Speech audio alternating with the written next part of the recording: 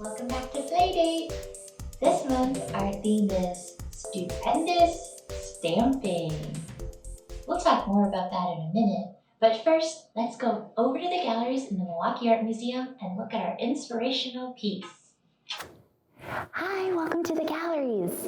Today we're looking at this print. It's by a German artist named Erich Heckel, and it's called Rhineland Landscape. Let's take a closer look.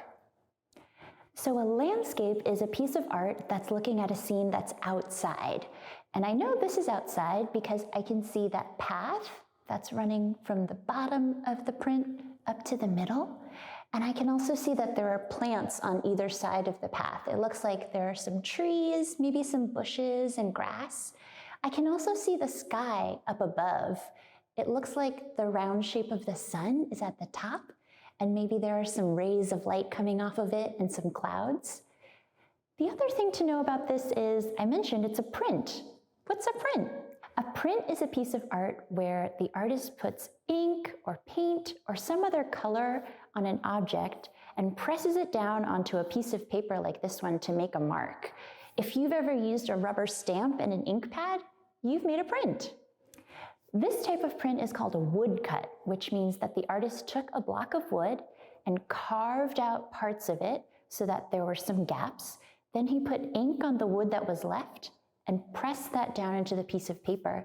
And so we got the print that you can see before you. Let's go back and learn how to make our own prints. I really like that woodcut, do you? It's fun to look at different types of landscapes too. So now that we know what a print is, and since we talked about stamping as a type of printing, let's try our own printing. So we'll need a few materials. First you'll need something to print on. So I have some paper. I have white paper, but you can use whatever color and type of paper you like. Then you need something to stamp with. So I mentioned that the woodcut we looked at was using ink on a piece of wood that had parts taken away. So for our ink, we can use paint. This is some tempera paint. You can also try watercolor if you have watercolor. And I'll get my paintbrush, some water to rinse. Excuse me, Oliver. If you don't have paint, you could also try markers. And you might have ink pads like you'd use for stamps. So any one of those will work. They'll make different types of marks depending on what you use. So we'll see that in a moment. We also need different things to stamp with.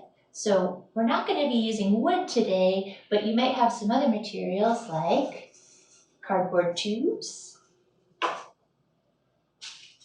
Things with cool textures, like this is a piece of corrugated cardboard with the top layer taken off, so it has kind of the zigzags going across. I also have a couple different types of bubble wrap. This one has the smaller bubbles. This one has the bigger bubbles. You can also try something like aluminum foil. We might be able to make some nice patterns with that. And then if you have some toys that can get a little dirty, like these, we can try stamping with those as well. All right, let's get started. Excuse me, Oliver. Okay, so first I'll get my piece of paper. And this is all about experimenting. So maybe we can start with our markers first. And the thing about markers, they're not going to be really wet like the paint, so you have to work a little bit fast. So I'll take a color. I'll try my corrugated cardboard first. Oh, and you can use any other materials you might have that would make interesting patterns, that might have cool textures. Just make sure it's something that our little ones can hold on to and nothing that they can accidentally swallow. So I'm going to take my corrugated cardboard and my marker, and I'm just going to color a little section of it. And you can see as I color that only the top parts of those zigzags are getting colored because I'm not poking my marker down into the grooves in between. This is sort of like with the woodcut where the wood is carved away, the ink won't go. So same thing here where our marker doesn't touch because it's down deeper in the cardboard, it won't be bleached. So we won't get any color in those parts. I'm just flipping it over, and what I'm doing is I'm pressing down and I'm rubbing a little. You want to keep it still. If you rub it and move your item around, it'll get kind of smudged. So I'm holding it down and I'm rubbing it one hand at a time. And let's see how it turns out. A little hard to see, but you can just make out some faint purple lines that I made with my corrugated cardboard and my marker. Let's try another combination. Let's try my tempera paint. So this is a washable paint. It's a little bit thick and it's wet, so you might want to put down some newspaper or a tablecloth that can get a little bit dirty. And then let's try our cardboard tube. So at the end makes a nice circle. So if you have like a dish or something that you can put your paint down in, that might be nice to kind of pour it out and dip. I'm going to use my paintbrush and just sort of paint the end here. And it's just going to be around the edge of the circle. And if I press it down, and again, I'm pressing it down evenly, I'm holding it down, and that got, got a little wet, so I got some splashes, but you can see my round shape. Let me try one more. I'm just going all around the edge with my brush. Press down. And that's a nice circle that I made. A nice thing about the cardboard tube is you can also change the shape of it. So if I hold it up like this and I squeeze down in the middle and then kind of pinch it together, I make a heart shape. Can you see that?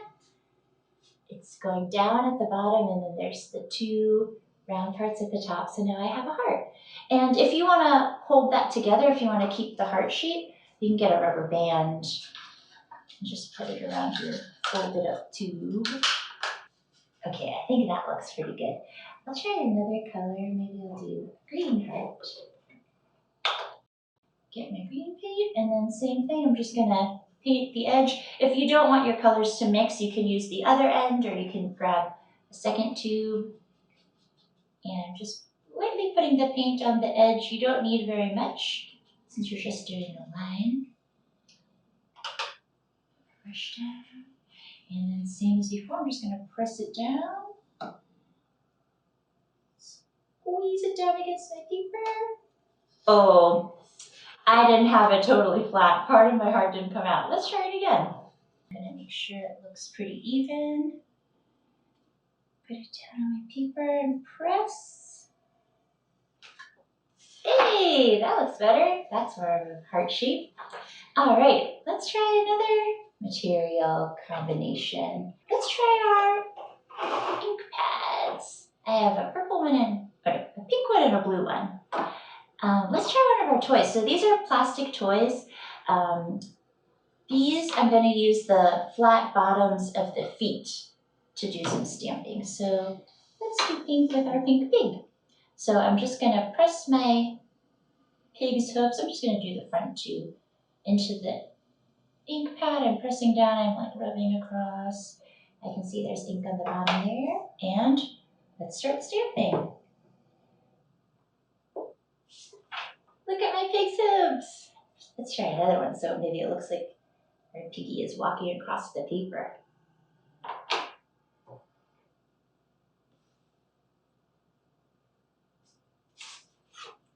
There we go, some pink pig hooves.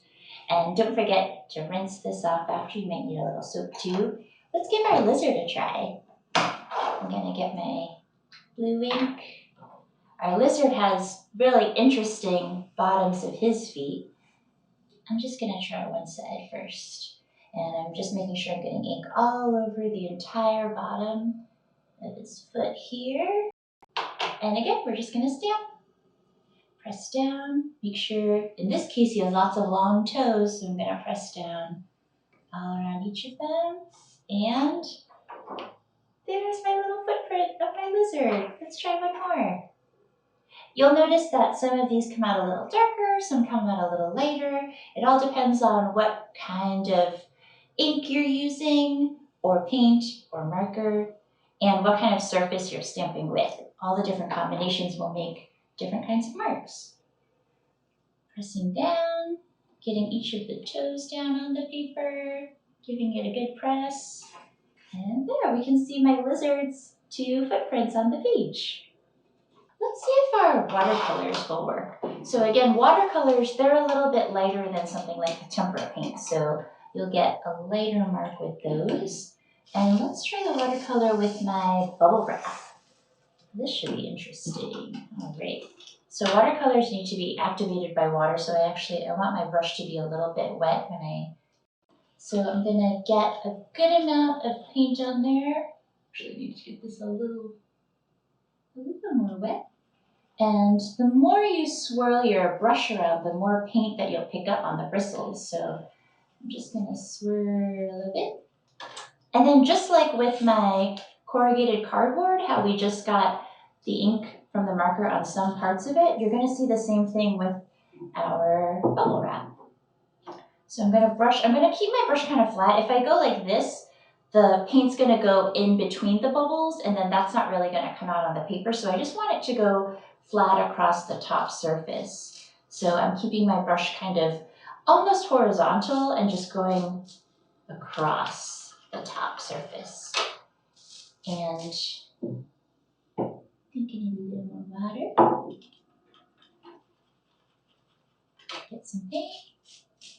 All right, ooh, I'm getting that nice purple color on there. And then just like we've been doing, flat down on our paper, I'm gonna press down with my fingers. I don't really want to rub too much because I don't want the bubble wrap to slide. So I'm just pressing gently straight down onto the bubble wrap on the paper. And hey, look at the pattern that I made. The tops of the bubbles have the paint on them, and then they got pressed onto my paper, and I have these little circles. Nice. Other things that might make interesting patterns, like aluminum foil, I have this little piece. I'm just gonna crumple it gently so that I have maybe a surface here. See, there's lots of parts that go in and out. It's kind of like craggy and wrinkled. So it wouldn't be the same as if I push this into a tight ball. I'm leaving it loose, so there's lots of space in between. And what should we use? Why don't we try our ink pad again? Go back to my ink. That's pink. And I'm just gonna rub this gently over the surface of my aluminum foil ball because I know that just parts of it are gonna get ink on it. I don't know if you can see it, but the pink is coming off just on some parts, which is what I want. I want some space in between. All right, let's try this out. I'm gonna press it down. And this one I don't wanna press too hard because it'll just crush the aluminum foil altogether. So I'm pressing really gently so that it's touching the paper. Okay, ooh, it's some really subtle little marks, but it's just sort of like these little pieces of color that you can see. I could imagine if I kept doing different colors on my aluminum and kind of went over and over, it could make some really cool patterns. And actually, if we look at everything we've made so far, with our marker, our tempera paint, our watercolor paint, and the ink pads with all of our different materials, you can see some really cool patterns. And you can just keep going and layering and creating different images or maybe just different colors and shapes and see how it comes out.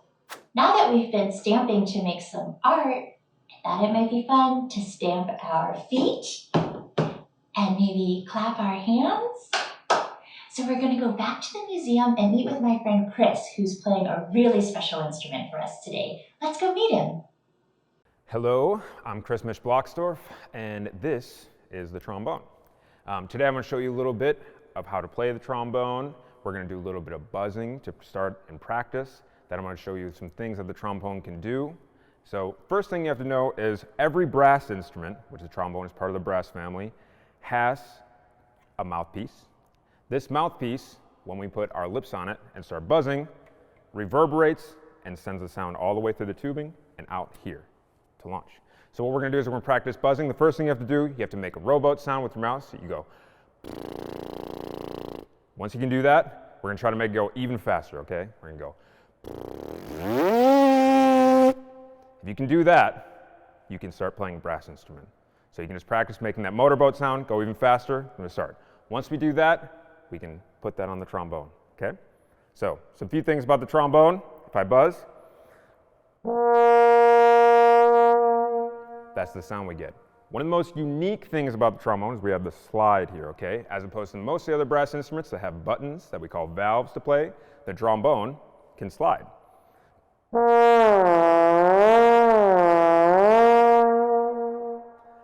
Some other things that we can do with the trombone, you might have heard this sound before. We can do this kind of sound.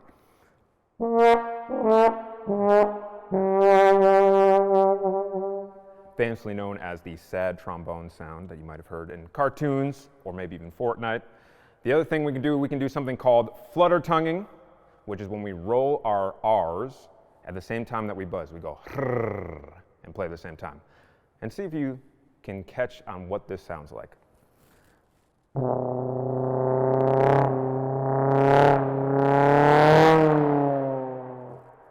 Kind of like a motorcycle, right? So, the next thing I'm going to do is basically just play a little song that you can either clap your hands to or stamp along to, okay? Called 76 Trombones.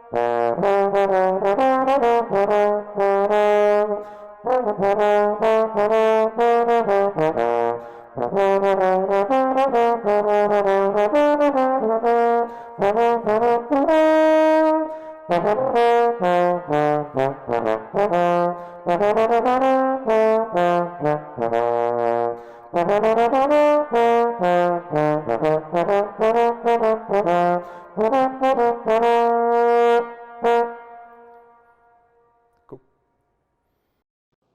Wasn't it so fun to see Chris play that song? And I loved how he demonstrated all the different sounds that the trombone can make. Really fun. While you were visiting with him, I added a little more to my print. And you can see some more shapes, some more colors. I think I'm going to keep adding to it, and you can add more to yours too. I'm going to just keep layering more colors and shapes, and I'm going to mix up where they go all over my paper. Thanks again for joining me for Playdate this month. We'll see you next time.